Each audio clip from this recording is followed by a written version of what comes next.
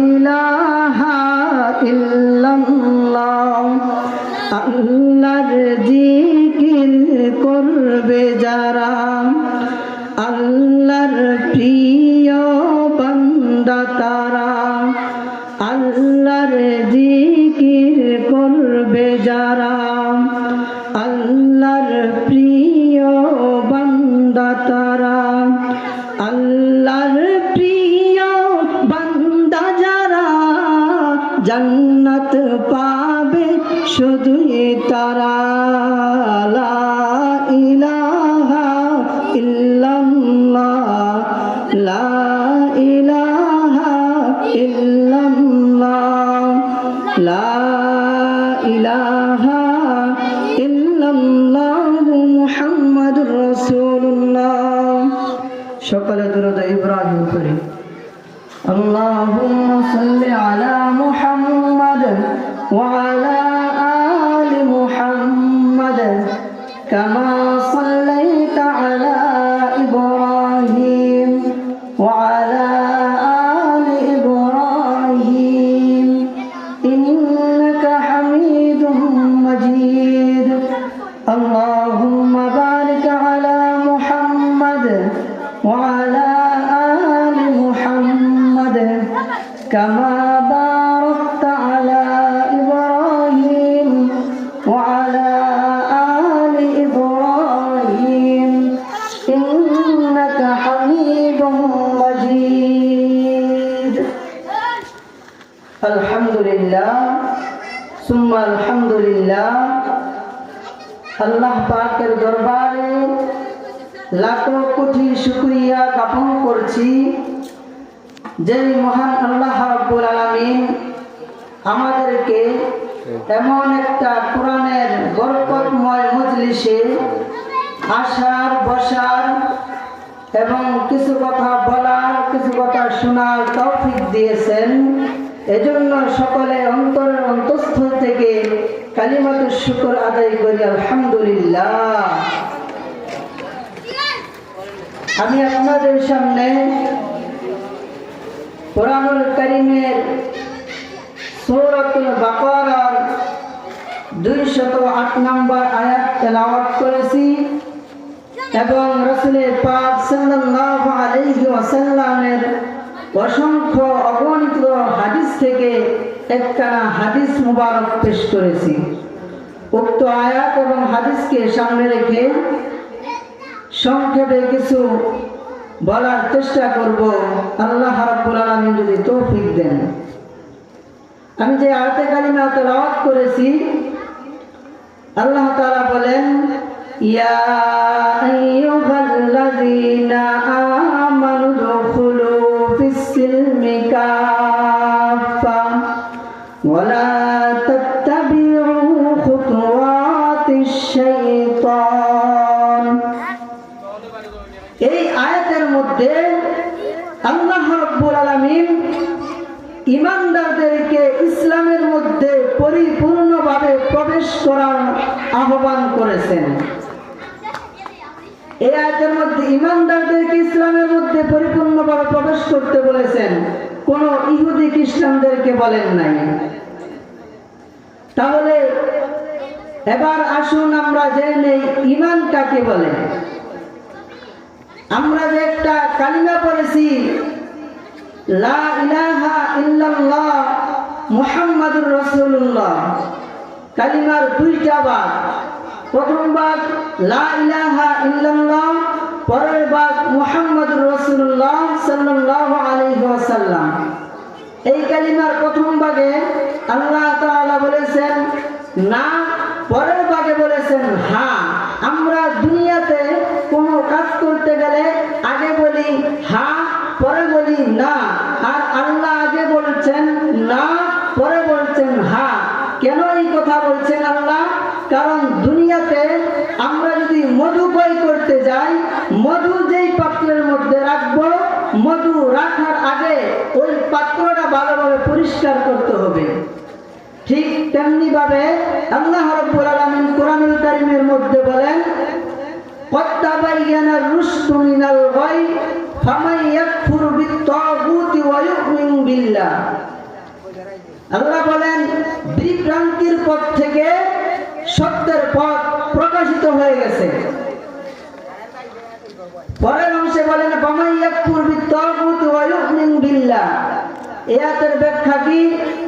আমাদের মালিককে, আমাদের মালিক হইলেন আল্লাহ।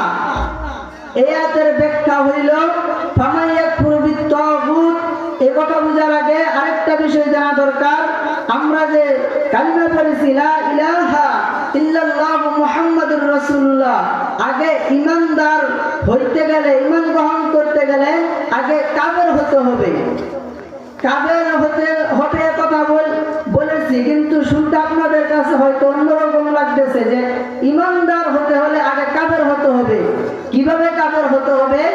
আল্লাহ তাআলা কোরআনুল কারীমের মধ্যে বলছেন কাফিরুন শব্দটা হলো ইসমে ফাইলের সিগা, এর অর্থ হইল অস্বীকার করা। এবার ফামান ইয়াকফুর বিত-তাগুত ওয়া ইউমিন বিল্লাহ, এর ব্যাখ্যা হইল মানুষ রচিত যত মতবাদ আছে, যত বিষয় আছে, সব কিছু বাদ দিয়ে একমাত্র আল্লাহ তাআলার দ্বীন, আল্লাহ তাআলার বিধান মেনে নেওয়ার নাম হইল ঈমান। জোরে বলেন, কার বিধান মেনে নেওয়ার নাম ঈমান? আল্লাহ রাব্বুল আলামিনের বিধান মেনে নেওয়ার নাম হইল ঈমান। আল্লাহ হইলেন আমাদের মালিক, ঠিক কি না? আমাদের মালিক কে? আল্লাহ হইলেন আমাদের মালিক। মালিকের কাজ হইল আইন তৈরি করা, আর গোলামের কাজ হইল সেই আইন মেনে নেওয়া। আল্লাহ তাআলার আইন কি? আল্লাহ তাআলার আইন হইল 30 পারা কোরআন। সূরা ফাতিহা থেকে নিয়ে সূরা নাস পর্যন্ত যে ব্যক্তি বিশ্বাস করবে সে হইল ঈমানদার। এখন কেউ যদি পুরা কোরআন শরীফ থেকে একটা আয়াত স্বীকার করে, পুরা কোরআন স্বীকার করে নাই, শুধুমাত্র একটা আয়াত স্বীকার করলো, তাহলে তার ঈমান থাকবে না। আপনাদেরকে জিজ্ঞেস করি, আমরা নামাজ পড়তে গেলে কিছু শর্ত আছে, যেমন শরীর পাক হইতে হবে, কাপড় পাক হইতে হবে, নামাজের জায়গা পাক হতে হবে। এই শরীরের কাপড়কে পাক রাখতে হইলে কমপক্ষে 20টা আইটেম, প্রস্রাব, পায়খানা, মলি মুজি, মলমূত্র, পাখি, 20টা ইত্যাদি, এরকম 20টা আইটেম থেকে কাপড়কে বাঁচাতে হবে। 20টা আইটেম থেকে কাপড়কে বাঁচাইলে কাপড় পাক। আপনাদেরকে জিজ্ঞেস করি, কাপড়কে নাপাক করার জন্য 20টা আইটেম একসাথে লাগবে না, একটা লাগলেই যথেষ্ট। ঠিক তেমনি ভাবে কেউ কোরআনের কারীম, পুরা কোরআন সূরা ফাতিহা থেকে সূরা নাস পর্যন্ত স্বীকার করে না, শুধুমাত্র একটা আয়াত স্বীকার করলো, তাহলে তার ঈমান থাকবে না, ঈমান চলে যাবে। এখন আপনাদেরকে বুঝাই দেই ঈমান কিভাবে থাকে না, কার থাকে না, একটু খেয়াল করে শুনেন, তাহলে বুঝবেন। যে যেখানে আছেন খেয়াল করে শুনেন। মসজিদের হুজুর শুক্রবার দিন বয়ান করলো সুদের বিরুদ্ধে। মসজিদের সভাপতি ইমাম সাহেবকে জিজ্ঞেস করতেছে মসজিদ থেকে বের হওয়ার পর, হুজুর আপনি আমার বিরুদ্ধে কেন কথা বললেন? হুজুর বলতেছেন, ও সভাপতি সাহেব, আমি তো আপনার বিরুদ্ধে কথা বলি নাই, আমি সূরাতুল বাকারার 275 নম্বর আয়াতের ব্যাখ্যা করছি। সভাপতি সাহেব বলে, ব্যাখ্যা দুই একটা বাদ দিলে চলে না, ব্যাখ্যা দুই একটা বাদ দিলে চলে না হুজুর। হুজুর বলেন, আমি ব্যাখ্যা বাদ দিব কেন? এটা কি কোরআনের বাইরে নাকি? কোরআনের বাইরে যেহেতু না, আমি ব্যাখ্যা বাদ দিতে পারবো না। এখন সভাপতি যে কোরআনুল কারীমের একটা আয়াত অস্বীকার করলো, সভাপতি সাহেবের ঈমান আছে না গেছে? পুরা কোরআন কিন্তু অস্বীকার করে নাই, শুধুমাত্র একটা আয়াত অস্বীকার করছে, এজন্য ঈমান চলে গেছে। শুধু তাই নয়, মসজিদের মুতাওয়াল্লি 5 ওয়াক্ত নামাজ পড়ে, তাহাজ্জুদ সহ পড়ে, কিন্তু মুখে দাড়ি নাই। কথা বলেন ঠিক কিনা? বলতে পারেন হুজুর দাড়ির নাম কি ইসলাম? দাড়ির নাম ইসলাম না, ইসলামে দাঁড়িয়ে আছে। যেমন হাতের নাম শরীর না, শরীরে হাত আছে, শরীরের অঙ্গ প্রত্যঙ্গ সব ঠিক, কিন্তু আপনার একটা হাত প্রতিবন্ধী। মানুষে আপনাকে সুস্থ মানুষ বলবে না, বলবে প্রতিবন্ধী। আপনার নামাজ, রোজা, হজ, যাকাত, তাহাজ্জুদ, আবিনেশাক সব ঠিক, কিন্তু আপনার মুখে দাঁড়িয়ে নাই। আপনার ইমানদার নামক প্রতিবন্ধী। কথা বলেন ঠিক কিনা? শুধু তাই নয়, মসজিদের সামনের কাতারে নামাজ পড়ে, বছরে বছরে হজ করে, মাদ্রাসায় দান করে, মসজিদেও দান করে, বছরে বছরে দান করে, কিন্তু বাড়িতে বউ আর মেয়ের মধ্যে পর্দা নাই। এই নামাজ দিয়া তার কোনো কাজে আসবে না। পর্দা কি ফরজ না সুন্নত? বলেন, পর্দা ফরজ, সুন্নত না ফরজ?